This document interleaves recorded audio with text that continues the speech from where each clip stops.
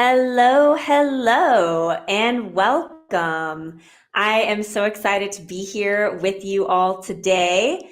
I'm going to dive into the transformational power of self-love and self-care. That is why we're here. Let me introduce myself first. My name is Jamie Gant. I am a life coach and I am certified through the International Coach Federation. I also have a degree in positive psychology. Besides all of that, that basically just tells you how much I like to nerd out on personal development. I am also a woman who has journeyed through some stuff, through some struggles, through some turmoil. And through my journey, I have learned a lot about just how powerful self-care and radical self-love can really be for a person. And I have been able to shift my life from absolute instability and turmoil to one of abundance, one that I would call magical, one that's full of passion, full of love, and more importantly, full of purpose, which is what brings me here to talk to you today. So I'm very excited to dive in.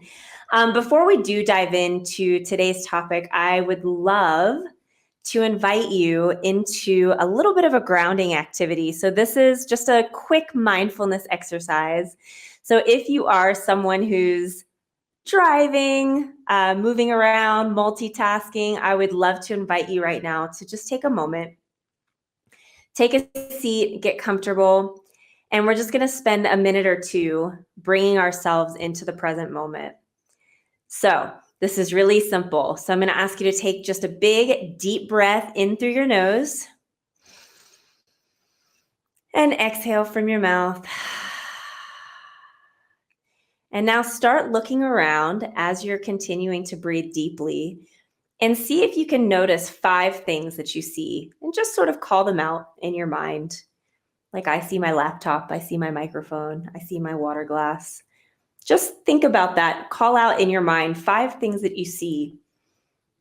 And then you're going to take another deep breath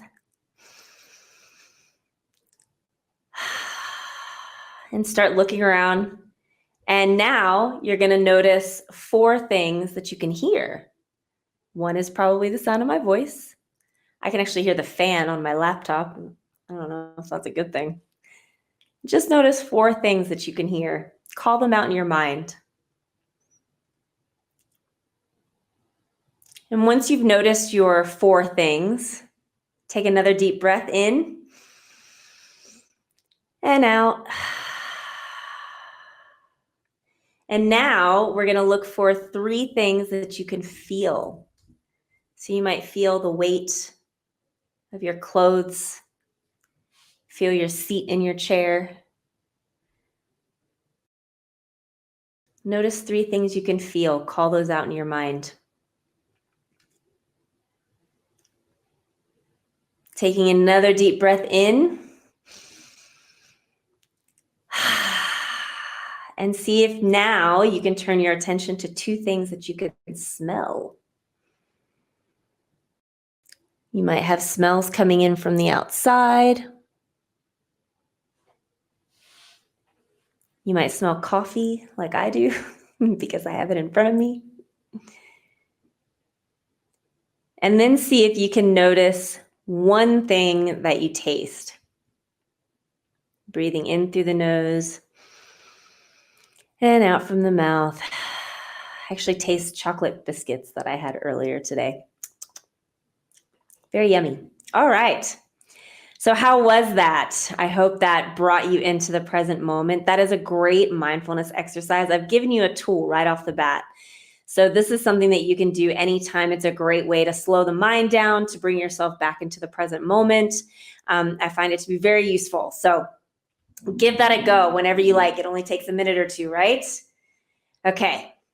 So now I would like to share with you a little story. So this is just a little bit of a story about me and my journey. And this is just to give you some insight as to how I came to where I am today and what made me feel so passionate and so strongly about the power of self-care and self-love. So for me, I grew up in a very unstable, very toxic household. I lived in a rural part of Ohio called Morrow County, if anybody's ever heard of it. My parents divorced when I was very young. My mother remarried to a man who was quite abusive. He was in and out of prison. My mom, she was quite the partier. She was very young. So she was quite the partier. There were some drugs and alcohol abuse. And through living in that environment, I really found myself constantly wanting to escape. I never felt safe. Everything was just very unknown. Even just knowing where our next meal was going to come from, it was hard to say. I grew up with my two younger siblings, and I pretty much took care of them when my parents were absent. So it wasn't the easiest of lives. I can remember some very, very challenging times when I really just could think of nothing more than leaving. All I could think in my mind was someday I'll escape. Someday it'll be better. Someday I'll get out of here. And I eventually, when I was 18, did in fact leave as soon as I had the opportunity. And I moved to Columbus, Ohio, which is a big city compared to where I grew up. And when I was there, I was really kind of driven by this like sort of rebellious streak. I was pissed off at the universe for giving me a challenging life. I felt like things were not going my way. I couldn't get a break. I was just kind of dealt a shitty hand, right? And I swore to myself at that time that I would be nothing like my mother. I was so determined to be so much better than what I grew up in. And I found myself as an adult actually doing the opposite. I was overindulging in alcohol, in substances. I was becoming exactly what I had been trying to run away from because it was the only thing I knew. And that's the interesting thing, right? We only know what we know. And until we find something different, we can really get stuck in these patterns. And when I look back now at that life that I was in, I was really kind of stuck in these patterns. And I think when I look at it from my perspective now, there was a lot of lack of self-love. I felt very unworthy. I felt very unlovable. I grew up listening to people say, mean things about the fact that I was poor. They called me white trash. These were things that I was kind of carrying and not really understanding how to work through that, right? And so eventually I can remember quite vividly being at a New Year's party in 2006. I was drunk on drugs. It was a dive bar that my friends and I were at. And I just looked around at my life and was like, no, I'm becoming my mother. This cannot be. I cannot be this. And so I refused to live that way anymore. And that was quite a turning point for me. I decided I'm going to get my shit together. I went back to school. I got my degree in business. I started moving forward. I found a job that I actually kept. I was quite unstable with holding down a job before. So I found a stable job. I was making good income. I was doing all of the adult things that you're supposed to do. And you would have thought from looking at my life on paper at that point, I had really turned my life around. I had gotten things together. I was married to a great man, and I was living in a great apartment in Chicago. Like everything was great.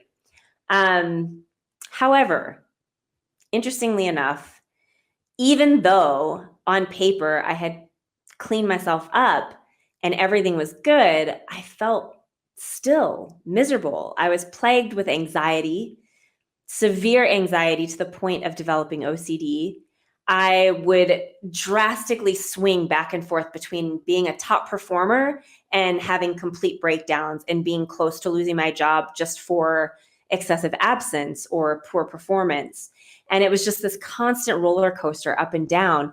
And it felt like my life was just this constant cycle of getting it together and then falling apart and on and on. And even though what I was doing, what I thought was right, everything that I was supposed to do, it just, nothing was panning out and I just didn't feel good. I don't know if any of you can relate to that. If anyone's here live, let me know in the comments. If you're watching the replay, please pop me a message and let me know if that's anything you can relate to. Just that constant cycle of up and down. Things are really, really good, and then they're not. And then they're really, really good, and then they're not. So that's what I was kind of stuck in. And that really led me to my latest turning point, which was deciding that I'm going to find out how to be happy. Spent my whole life feeling miserable for one reason or another. I kept feeling like life just wasn't going my way. And I decided I'm going to figure out how to be happy. So I immersed myself in positive psychology and self-help and personal development. And that's how I ended up getting my degree in psychology and becoming a coach, because ultimately I was looking for my own healing, my own answers. And through that process, wouldn't you know it, I found my purpose, which is helping other people and coaching people through a lot of similar turmoil and transitions and finding their way towards healing and happiness. And I would not trade any of it because it is amazing. I've been able to do so many things with my life. I've got deep connections with people now that I never would have had before.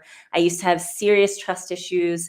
I am now able to connect with people on a deep and vulnerable level without feeling that trust issue, which is amazing. Unfortunately, my relationship with my husband did not last. However, I did find the love of my life, my current partner, who I would not trade for anything. He's awesome. And I traveled around the world for years. I've seen so much of the world, and I actually ended up living in South Africa, which is where I am now. And it has been such an incredible, magical, amazing life. And I want to help others have the same kind of magic and the same amazing experiences of their own in their unique manifested way. And so that's what I'm really here to talk to you about today, is to help you find your own radical self-love and to build a unique self-care practice that isn't just about pampering, but it's about actually deepening your relationship with yourself and really standing powerfully in your authenticity and letting go of any need for external validation. And so that is what we're going to dive into. That is what was such a big game changer for me. And it's what's been a game changer for all of my clients that I've worked with. So many of my clients, who are also women, have had similar experiences, and learning that self-care and that self-love has been such a complete shift in their lives. I hope you're ready to dive in. So let's get to it. All right. I'm going to ask the team to pull my slides up, and we're going to look at some stuff. So I'm going to hit you with some facts. So first things first, practicing self-love, studies have shown, actually significantly improve mental health by reducing symptoms of anxiety and depression. So this is done, this is reported by Nest Labs and Psychology Journal. These studies have shown that when people engage in self-compassion and self-love, it's actually associated with lower levels of these symptoms of anxiety and depression. And this actually leads to better overall emotional regulation and also mental well-being. Go ahead and go to the next slide, and we'll talk about some neuroscience. So when we look also at self-love from a neuroscience perspective, engaging in self-love activities like self-care and self-compassion, it actually positively affects your brain function. And so when we're talking about your brain function, we're talking about increased activity in the prefrontal cortex, which is responsible for your self-awareness and your self-control, and decreased activity in the amygdala, which is where we process our negative emotions like fear and anxiety. And this really helps reduce stress. And this is going to help with promoting emotional stability. So let's go ahead and go to the next slide. I think we're missing.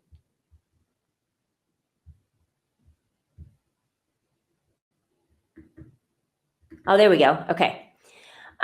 Cool. So studies have also shown that self-love and self-compassion contribute to higher levels of life satisfaction and happiness. And this is research done from the American Psychological Association.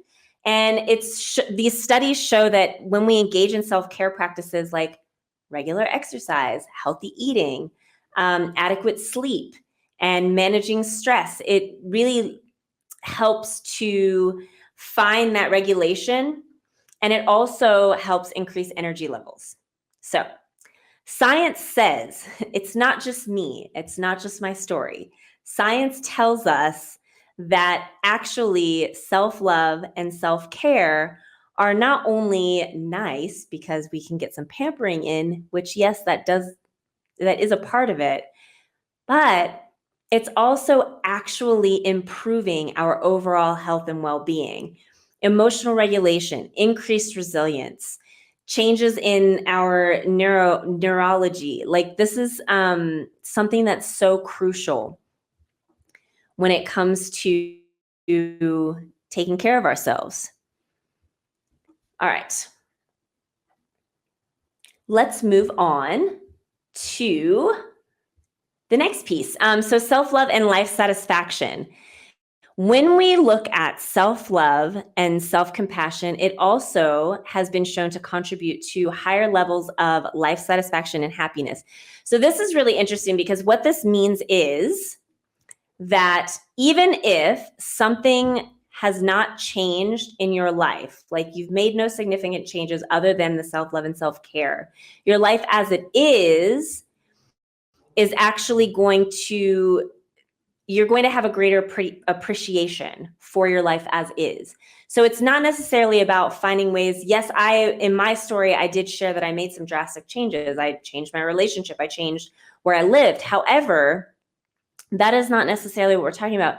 When you're engaging in the self-love and self-care, a lot of times it becomes a situation where even though nothing has actually changed in your life externally, you've changed internally and you show up differently in your life and you find yourself finding more gratitude and being more appreciative of what it is that you have and where you're at. And that's something that I actually wanted to share with you because a client of mine had this experience. She went through one of my programs called the Best Self Bootcamp, and throughout that program, nothing really changed in her life externally, but she started to find that as she was going through this, like developing self-care practices and getting into some mindfulness and learning how to love herself deeply, it really laid that sturdy self-love foundation for her. And the way that she put it is it transformed how she valued herself and her life. And so even though nothing changed, she changed. And what she felt was this deep appreciation for where she was and a deep appreciation for herself and who she was. Not because she got better and like went to the gym every day like she promised and things of that nature. It wasn't because she met some sort of standard. It was because inside she had learned to really radically accept who she was as a whole person, completely and authentically. And it shifted the way that she showed up in her world. So it was really quite beautiful. So I just wanted to share that with you. So it's not just my story, you've got someone else's. All right, so let's talk about how do we do this? How do we start getting into self-care and self-love? How do we start feeling happier and feel that greater life satisfaction? So let's talk about some different ways we can approach that. So self-compassion and stress reduction. When we talk about self-compassion, this is such a key part of finding that self-love and also reducing stress. So this really reduces stress hormones like cortisol, especially in women. We tend to produce a lot of cortisol when we're stressed. And so when we engage in self-compassion practices, it really starts to help us kind of mitigate that fight or flight response that tends to come up. And that's when the cortisol is released. So it helps us maintain a state of calm and really enhances our ability to cope with stress. And when we talk about self-compassion, we're going to go into an exercise in a moment that can help you with this. But self-compassion is really being kind to yourself. How often do we just rip ourselves apart when we're not meeting certain expectations that we set for ourselves or perceived expectations that other people might have for us? When we start speaking negatively to ourselves, when we are even in a humorous kind of manner, I know I, for one, am guilty of some self-deprecating humor. I think a lot of people do that. You can let me know in the comments if that sounds like you.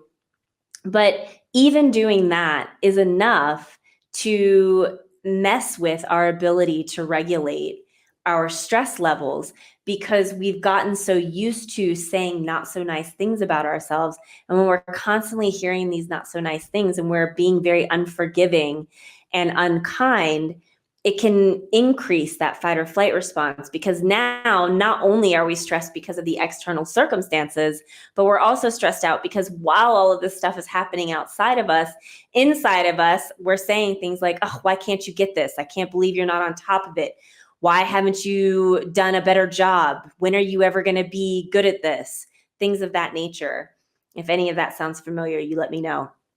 So these are the things that we're trying to work through when we talk about self-compassion. It's really kind of treating ourselves as we would a dear friend who's coming to us feeling overwhelmed and feeling like it's all too much. We want to give that same kind of compassion to ourselves. All right. So also, when we think about self-compassion, it's going to help with our overall well-being. So with all of this regulation that we have going on of stress, it's also going to bring us to a place where we're able to operate confidently and grounded in a space of needing only internal validation as opposed to external validation. So when we think about self-esteem, our self-esteem fluctuates based on external validation, based on our successes, our accolades, our awards, things of that nature. Those are the things that provide us with self-esteem. Self-compassion is different. Self-compassion is that unconditional love that's offered no matter what happens. It's that kind of when we say to a dear friend, or maybe some of you are parents out there, we might say to a child, you could never disappoint me. I love you unconditionally. And we're trying to find that same kind of compassion and self-love for ourselves, not just for someone else. So I hope that you're feeling inspired. I hope that you're feeling like you're ready to find some compassion for yourself, because I have an exercise for you. You might be wondering, this is all well and good. You say this, self-compassion, I need to have that. You say self-love, self-care, things of that nature. Let's get practical. How do you actually do that? Let's talk about that. So I have a great exercise for you. This was actually quite a game changer for me personally, the first time I did this exercise. I've done this a couple times, and that is a self-compassion letter. So what this basically is, it's exactly what it sounds like. It's writing a letter, and you're going to write a letter to yourself from the perspective of a compassionate friend. And this can be a really powerful exercise to develop self-compassion. And so my invitation to you is to give this a try. Basically, what you'll do is you want to be in a distraction-free space. You want to be somewhere where no one's going to disturb you, where you can really be in silence and be still. So this is also a mindfulness exercise in addition to being a self-compassion exercise. Sorry, I'm going to take a sip of my water, guys. All right, there we go. Hydration, self-care. Okay, so when you're writing this letter, here's some steps. So you'll go through a little bit of deep breathing, similar to what we did earlier when we were doing the grounding at the start of this.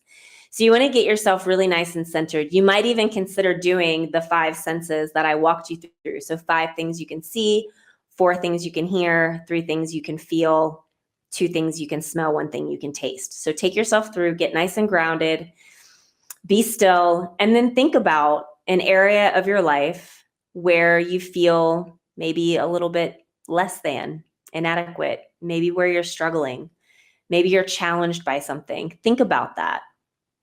And then as you're thinking about that, really let the feelings that come with that rise up in your body. Notice where they are in your body. Notice where you're feeling them. And when you're doing that, see if you can notice some of the dialogue.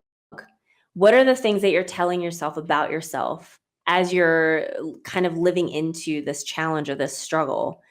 And really connect with that. And when you find that connection, that's when you want to start writing your letter. So you're going to write a letter to yourself, and this time you're going to step into the perspective of an unconditionally loving friend. So you're going to take an objective seat, as it were. You're going to take a step out of yourself for a moment and think about, wow, all of these feelings that you were just experiencing, all of that inner dialogue that you were just experiencing. Think about if this was a friend who you loved unconditionally, a partner, spouse, loved one, sibling maybe. If you saw them going through what you were just thinking about, what you were just connected to, what are the things that you would say? How would you let them know that you love them unconditionally? What are some of the words that come into your mind? Are there maybe apologies? Is there empathy? Just notice like what that might be like. And then you'll write the letter. You'll write to yourself, letting them know, letting you know, basically, how you feel, how you are hopeful for them to, rise through this challenge. Maybe you're pointing out all of the strengths that you know you have, how resourceful you are. And once you're done, just let it all flow. There's no right or wrong way to do this, by the way. So just let everything flow. And then when you're done, sit back and read that letter back to yourself. And as you're reading it back to yourself, really absorb all of those compassionate messages, all of that unconditional love that you just wrote down for yourself to help you through whatever this challenge or struggle might be. And that is the self-compassion letter exercise. So I will tell you, when I did this exercise, it was 100% a game changer for me. It was at a time when I was definitely feeling a little bit dark. I wasn't understanding why things were so difficult. And I just really wanted to kind of connect to that happiness. And I took a look at where I was and some of the patterns and behaviors that I was engaging in, like the excessive drinking, some binge eating was happening quite a bit, the use of substances, things of that nature. And I really kind of sat and took an inventory and thought, my goodness, I have basically just been abusing my body. Like I've been really sabotaging myself in a big way. And how unfair is that? And what started as being a compassion letter turned into an apology letter. So just sitting there with myself for a moment and apologizing for all of the crap that I was putting my body through, and for all of the times that I was negative and said mean things to myself, how I was so useless, how I was a failure, how I wasn't going anywhere. And to really sit and get all of that out can be such a transformational process of finding a deeper connection with who you are on the inside. So I do invite you to please give this exercise a try. And I would love to know how it goes for you if you just let me know in the group later in the comments if this is something that you tried and how it went. I would love to hear your experience. Okay. So moving on. Let's talk a little bit now about self-care. We can take the slides down for now. So talking a little bit about self-care. So this is the big one. When we talk about self-care, a lot of people think of sort of the basics, right? Exercise, nutrition, grooming. These are all very important.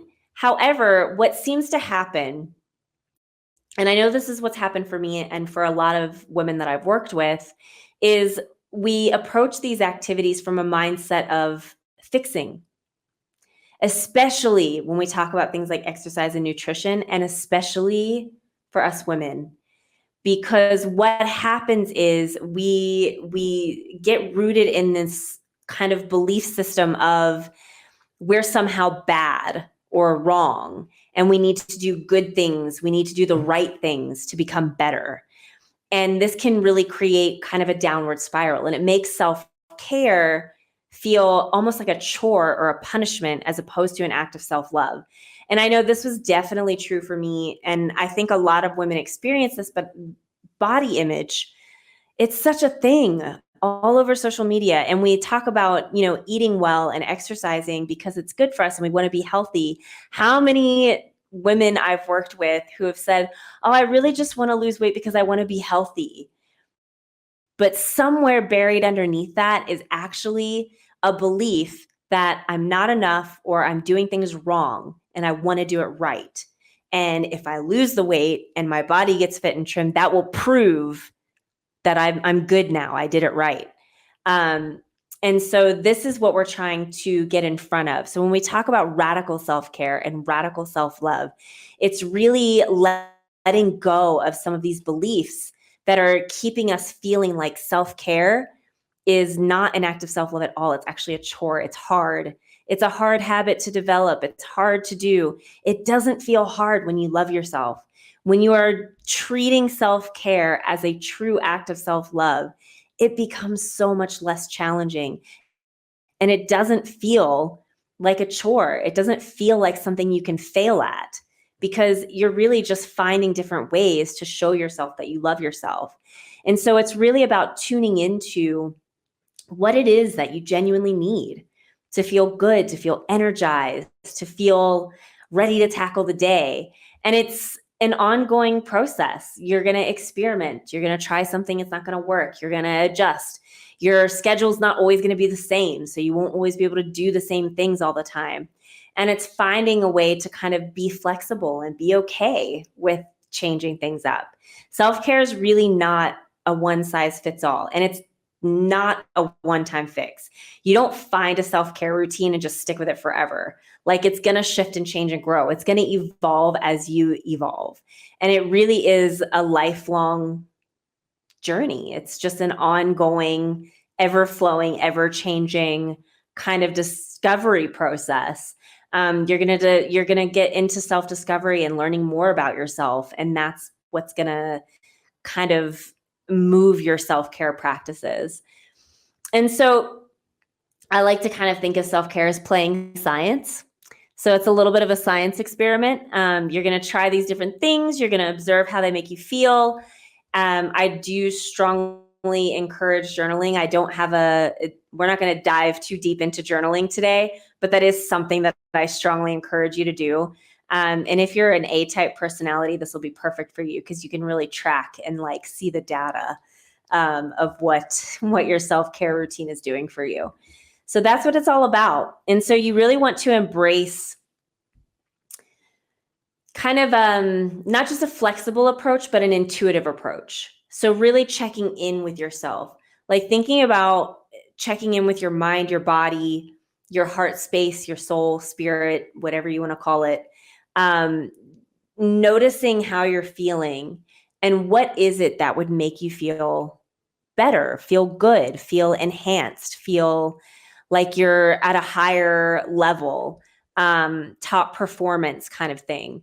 And so you really want to, you're really going to be in a position of being kind of a lifelong learner. And it's a lifelong learner of you and who you are. Doesn't that sound fun? Getting to know yourself like that? So that's what this is about. So what you're going to do is you're going to start creating some self-care practices that really make sense for where you're at in any given moment. And I'm going to invite you now to start thinking about that.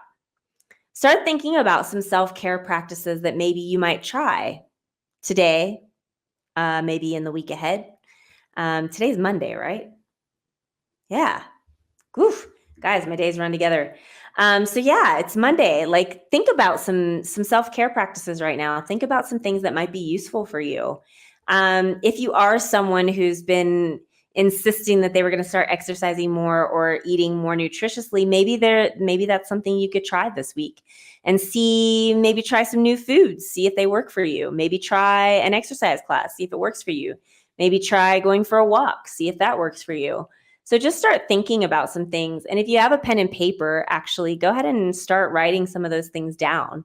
Think about how you can start practicing some different activities that maybe you've never tried before, or maybe revisiting some activities that you maybe used to do and actually enjoyed them a little bit, but you've let them go. So this is a good opportunity to make a commitment to start trying some things. And so what we're going to do now is go through an exercise where you're coming up with self-care activities as you're sitting here thinking about some different things that you might do. And we're going to start practicing tapping into your intuition. So rather than trying to do all the things that we see all over the social medias, which I love so many of the tips and hacks and self-care ideas that I see throughout social media. It's a great place for inspiration. I love it. Also, always keep in mind that everything that's being put in front of us, we don't have to do all of them. And if we only do one of them, it doesn't mean that we haven't done self-care right. It doesn't mean that we have failed or dropped the ball in any way. It just means that whatever works for us works for us. And that's it. So, all right, let's look at a nice little exercise that you can do to check in with your intuition and start practicing the art of getting to know yourself and trusting yourself that you know inside what it is that you need to feel fantastic. So let's look at that. Let's go ahead and bring the slides back up. And we're going to look at an intuitive self-care check-in. So this is a great exercise. This is something I love to do, especially if I catch myself feeling a little bit like low energy, lethargic, distracted, unfocused, anything like that. If I just feel a little bit off, right? If you just feel a little like, I don't quite feel myself today. I need to do something. That's when you would do an intuitive self-care check. So basically what you're going to do is just take a few moments, and you can do this now if you would like, if you are in a distraction-free space and you would like to have a moment for yourself.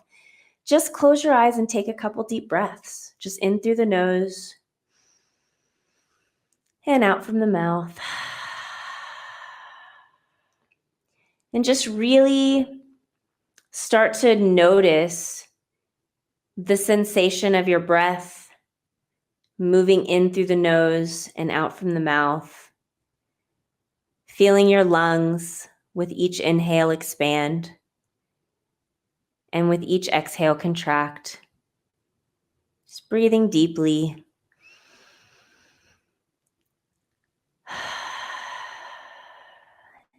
And what you're going to do is just start to ask yourself, what does my body need right now? And just do like a little scan from head to toe, noticing any sensations. You might feel like some tightness or some tension somewhere. I know me, I carry it in my shoulders a lot. So just notice, where's your body right now? How's it feeling? And what does it need right now? Mine needs some water, so I'm going to take a sip. Okay. And then you're going to ask yourself, what does my mind need right now? Maybe it needs a break. Maybe it needs silence. Maybe it needs stimulation. Maybe that book that you've been meaning to pick back up for the last few weeks, it's time to open it. And then you're going to check in with your heart space. What does my heart need right now? I know for me, when I'm feeling a little bit scattered, a little bit off, and I think about my heart space, any spiritual practice is good for me. So reading an inspiring book, doing some affirmations, pulling an oracle card, anything that's going to make me feel connected to that which is greater. It's going to be a good place to think about, like, how you might heal yourself in your heart space and feel really connected. Oh, or just a good conversation with a friend. I would love to hear about how that resonates with you. That is such a soul lifting, cup filling activity for me. Just having a nice, good, long, deep chat with someone close to you. All right. So you're going to think about all of those things. You're going to ask yourself those questions and you'll write it down. What is it? What is it that you need right now? Mind, body, heart, or spirit. And once you've got that, you can take action and you can do whatever it is, whatever the thing is. So please do let me know in the comments if any activities came up for you while you were doing this intuitive check. And I invite you to do this regularly. It's a great way to start the day. You're having your morning coffee. Maybe just do a little breathe, check. What do I need right now? Okay. So give that a try. I hope that you find that helpful. And all right, we can bring the slides back down. Okay, so I went through this a little bit quickly, but I hope that this was helpful for you guys. As we're coming to the end of this time together, I really just want to express my gratitude. Thank you so much for watching.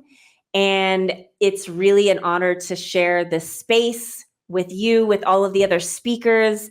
There's been such incredible information flowing through this group. It has been such a joy to see everything that people are bringing. I hope that this is equally helpful and valuable for you.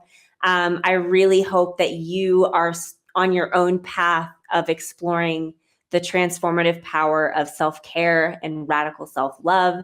And I really do believe that all of us has the potential to create the life that we want, a life that has joy and balance and feels truly fulfilling. And I really believe that the journey of self-care and self-love is a stepping stone on that path. And it's also a really deeply personal and ever evolving practice. It requires consistency and patience and just a willingness to honor your true self. And I'm really excited for you to be on that path for you and to see what that brings up for you and what that creates. And so to support you on your journey, I have actually got a little treat for you. So I'm offering my Radical Self-Care Guide. And this is a free download that you can get from my website. And it's a great way to get you started on your path. And so your transformation really is important to me. And I genuinely do hope that you experience the same profound benefits of prioritizing your well-being and your self-care that I've experienced, that some of my other clients have experienced. And so this guide is really just my gift to you. And hopefully it's a stepping stone on your path to a more balanced and a more joyful and authentic way of being. And so thank you again so much for letting me share this space with you. I really, really hope to see and work with some of you in the future. I am wishing all of you all the best on your journey of self-discovery and your own personal transformation. I hope you have an amazing rest of your week and live radically. Cheers, everyone.